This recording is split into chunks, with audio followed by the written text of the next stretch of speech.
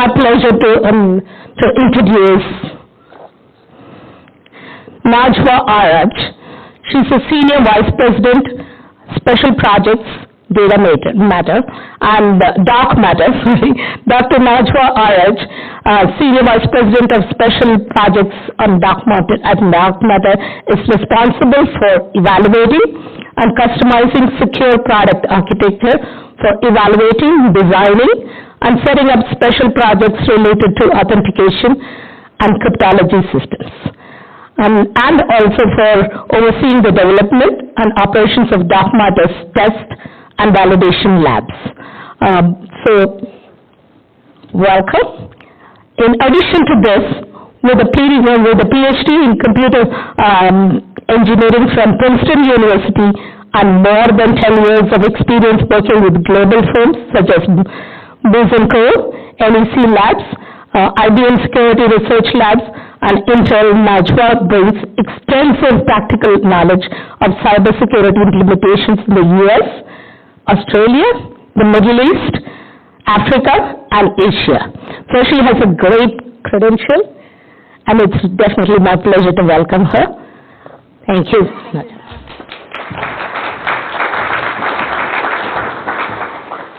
Thank you, everyone. It's good to see a full house, actually.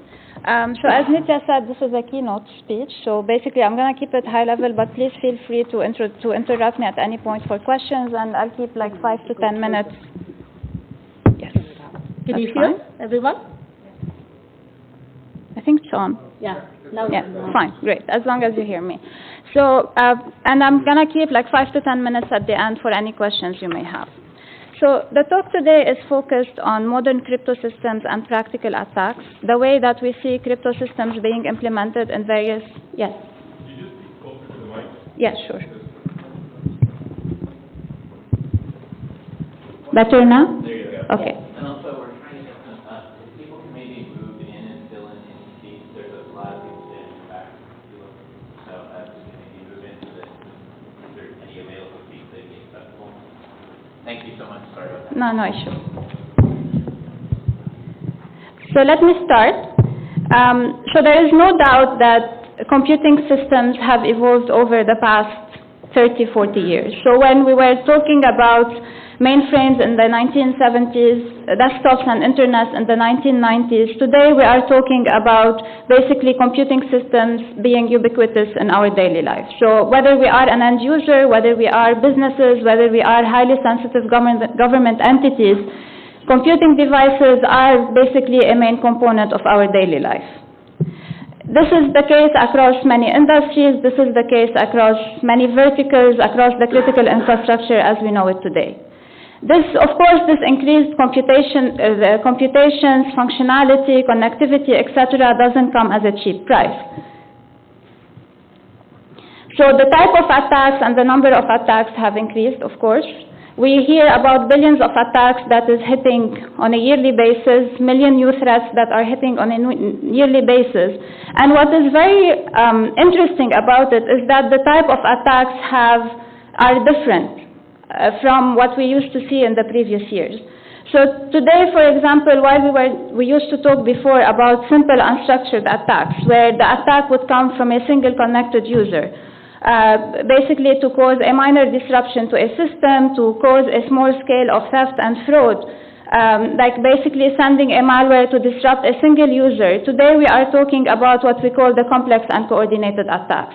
Basically attacks that are targeting heads of states, attacks that are targeting government leaders, which require very high level of expertise and basically which require also very high level of concentrated efforts to disrupt services of critical infrastructure, to disrupt, to cause large-scale theft and fraud in case of financial institutions and other, and destroy information, and then ultimately also to create some sort of terror and terrorism as well. Having said that, given the number of attacks and the sophistication of attacks, today cybersecurity and protecting against cyber attacks is top mind of more than 65% IT professional and technology professionals. And Dark Matter, one of those companies that is focused on technology, cybersecurity, and research, is focusing on the particular areas that matter in the field. So one, we have a strong focus on cryptographic protocols, how to make them robust, how to make them efficient. Second, we have an expert team that does research in cryptography and cryptographic implementations, key management and TPMs, or trusted platform research, trusted platform modules. We do go into operating system security research and then basically put together frameworks for secure communication and encryption.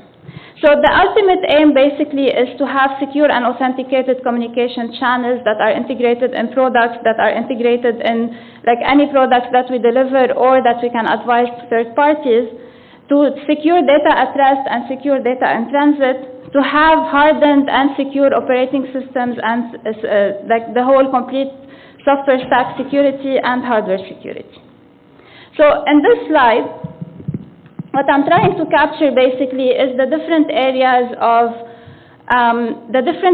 that we focus when we are trying to secure a device or secure a communication device end to end.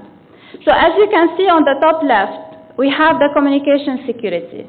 So the first question that comes to mind basically is how do I transmit my voice, my SMS, my data, my chat over a secure channel? What is this end-to-end security protocol that I implement between the two end devices, between the device and the server, and all the different endpoints in a security system that ensure the confidentiality, integrity of the data that is transmitted? The second one is, as I mentioned, what is this cryptographic algorithms that we need to put together? How does the crypto implementation, how should this crypto implementation be like on the system? How do I divide my implementation between software and hardware to have a solid implementation that is resistant to side channel attacks? How do I manage my keys? How do I manage my keys? How do I route them into hardware and software, etc.? And how do I make sure that I have the right entropy and the right entropy management modules in on my platform? So this is from the side of communication security and protecting the data in transit. The second point comes where, on the same system, protecting the security at the communication layer is not enough. So obviously, if you have an infected or basically a kernel or or an operating system or the underlying hardware level that can be attacked, the communication security will not be enough. So the second area basically is looking into the operating system, what are the areas to harden it, and then doing the security extensions.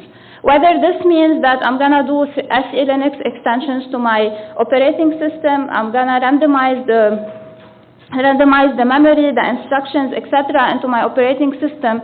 So what are the different areas that I can look at today in the OS at the kernel in order to harden it? Integrity monitor, and this goes hand in hand also with the secure boot.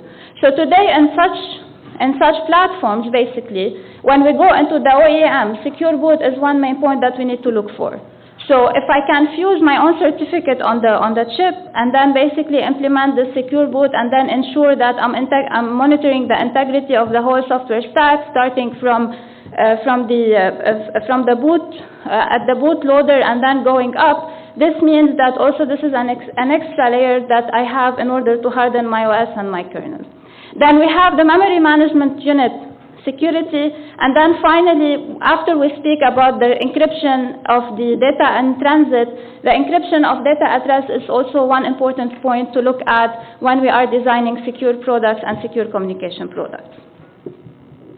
The second part, which also like many times people overlook, is we have the end device, we have the solution where we have put all these security measures. However, more often than not, we overlook the back-end components and infrastructure components.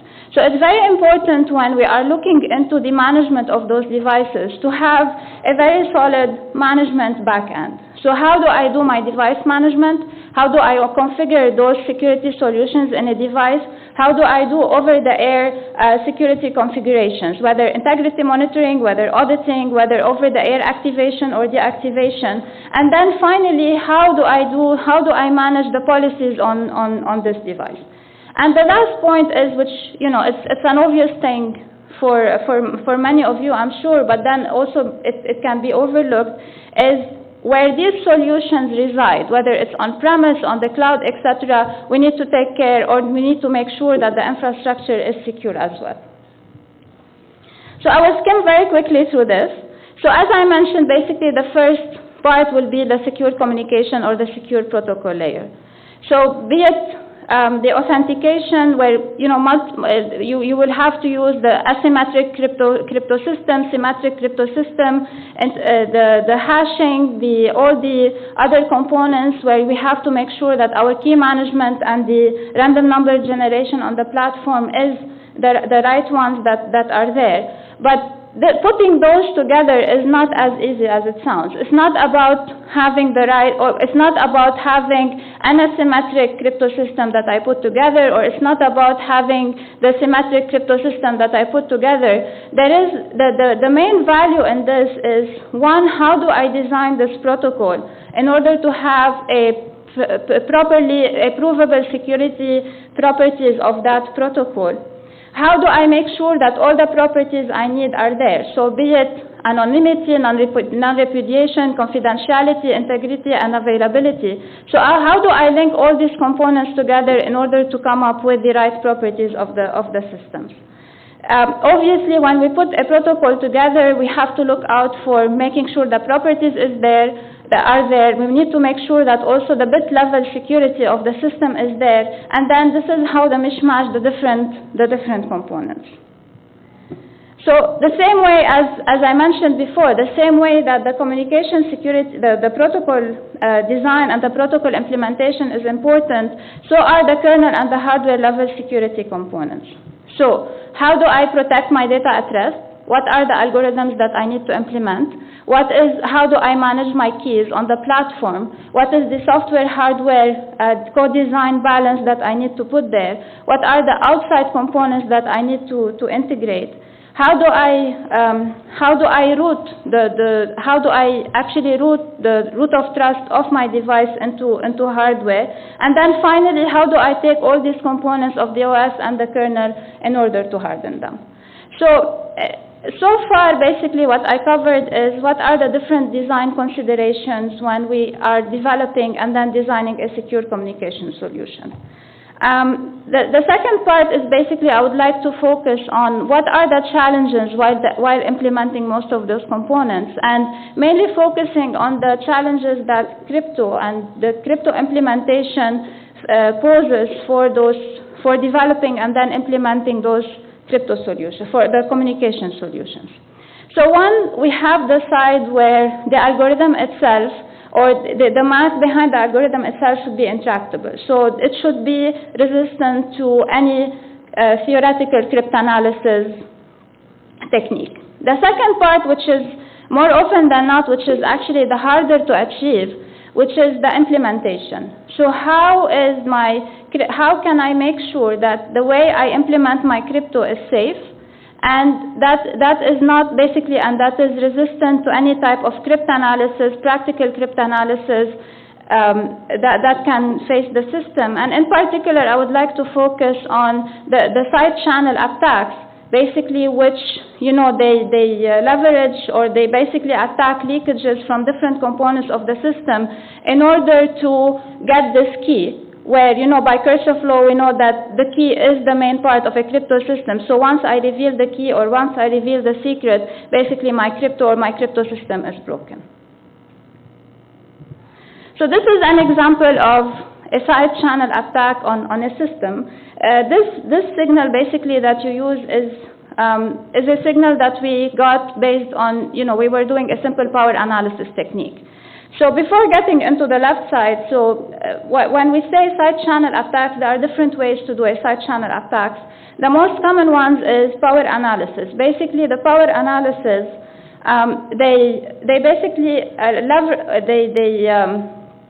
they are based on the properties of circuits or the underlying circuitry in a system, which basically leads to consuming different amounts of power based on the operations and the data, the input data. For example, if you look at the left-hand side, this signal is taken from a scalar multiplication operation that is happening in ECDSA sign.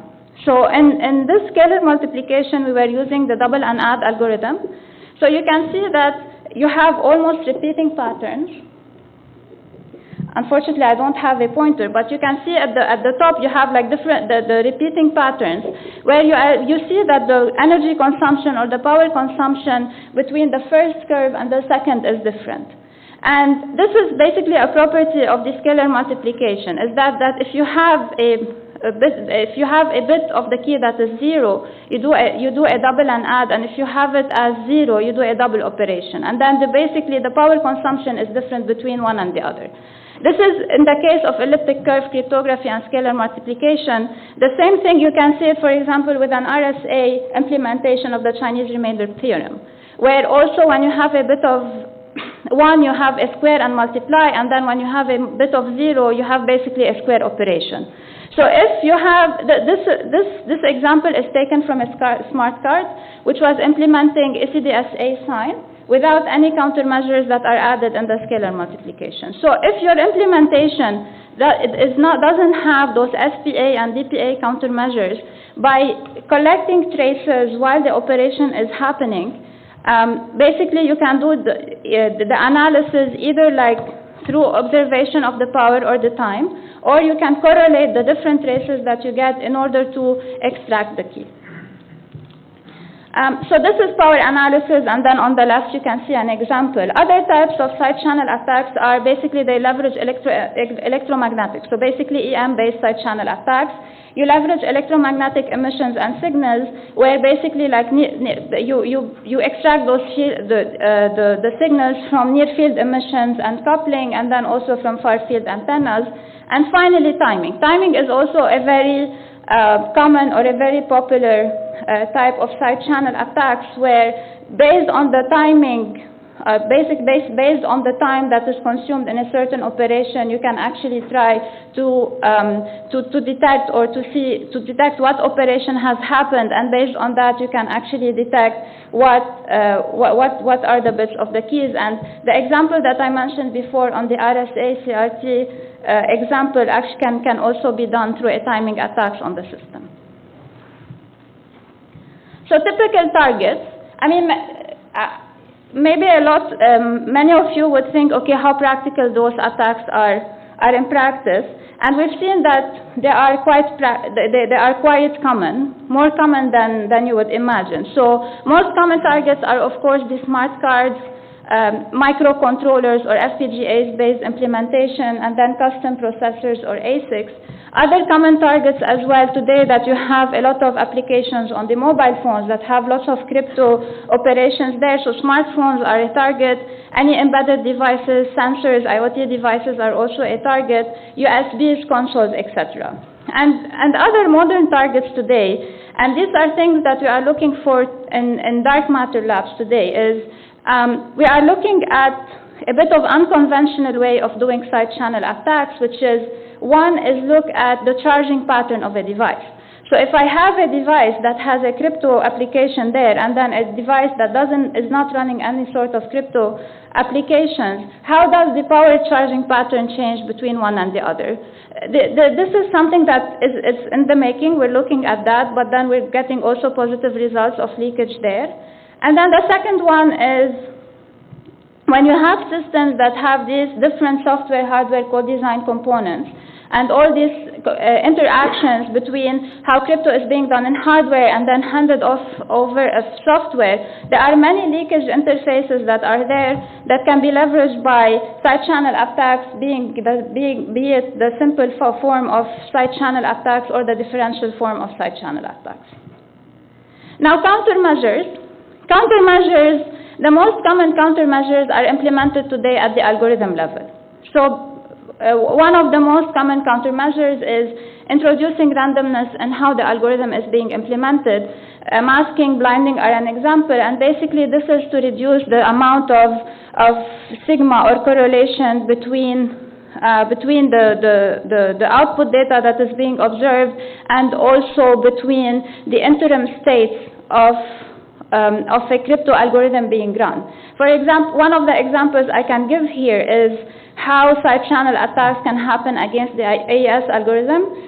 We all know that the last round of AES skips mixed columns. So by seeing the output of AES, which is the ciphertext, and then by doing the correlation on the Hamming distance between the ciphertext and the interim state that is being observed, the last round key can be gotten, and then based on that, basically we can retract in order to get the whole key from the that is being fed into the cipher. The second one also is a very common countermeasure, which is constant time implementation. So basically, in the previous example, so I can make the multiplication through introducing NOP or through introducing random instructions. I can make a double, and I can make a basically a squaring to be equal to a multiplication, a multiply and square to be equal to a multiply only by introducing random instructions, and then basically having a constant time implementations all across. Noise-based countermeasures basically are also adapted, and they lead to a reduced SNR factor. Also, two areas that we're looking at in our labs is how to decrease the dependencies on branching into the algorithms and increase more the reliance on Boolean operations.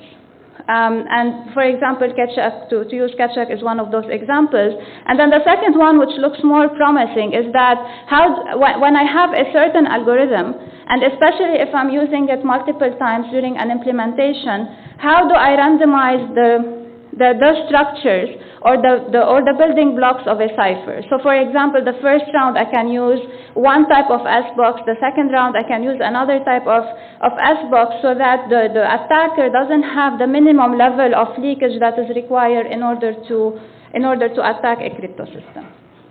Now this is at the algorithm level. There are other countermeasures today that also occur at the protocol and the architecture level. So let me jump into the protocol level, and then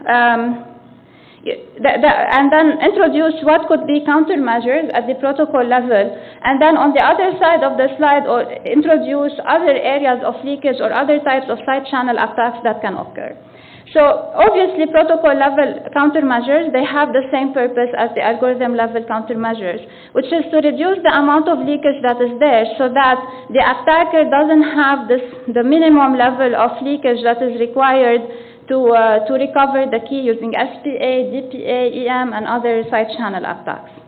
So one of the countermeasures obviously is key agility. So basically, every time I am in a call, in a voice session, I exchange a new key, so that the amount of plain text, ciphertext that is produced based on a certain key is not enough for the attacker to extract the key based on that.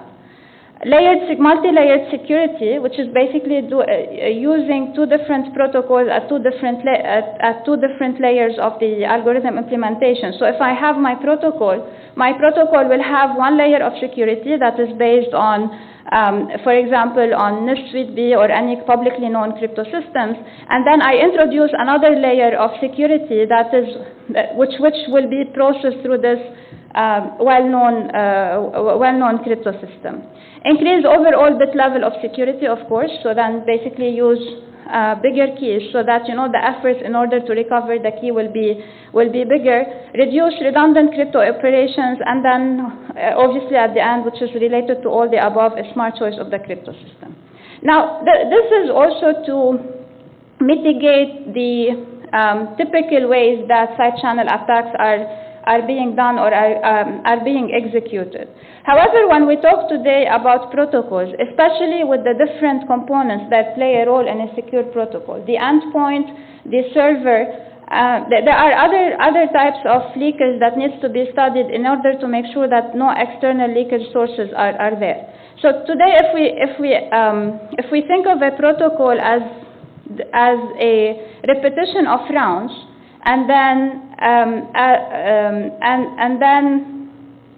as a repetition of algorithms, and then we see this combinatorics between the rounds and the algorithms, the leakages on these different rounds and the repetition of these different rounds with the algorithms need to be studied in order to make sure that no sources of leakage are there.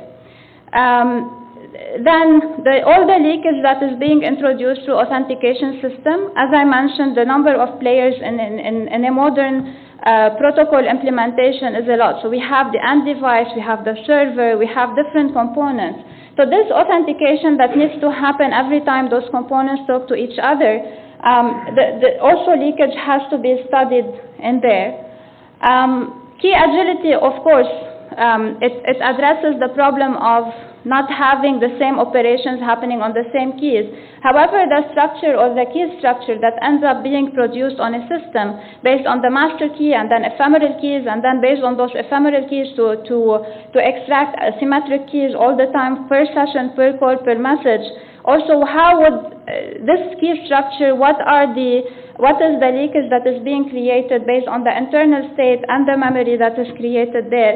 And then finally, in most of the implementation, there is multi-threaded crypto that is going there, and this is also another source of leakage on the system. Finally, the countermeasures could also be done at an architectural level. So the same purpose is to reduce the amount of leakage so that the attacker doesn't have this minimum level that is needed in order to recover the key.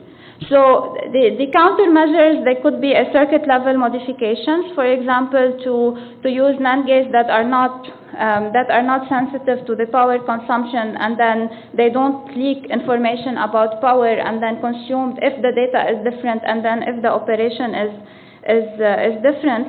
Chip level partitioning, we see this practice a lot today, where there is a chip level partitioning where the plain text is being stored somewhere, the interim state of crypto operations is being stored in a different partition of the board, and then the ciphertext will be split in another partition of the board in order to separate the different components and the different sources of leakage in a system.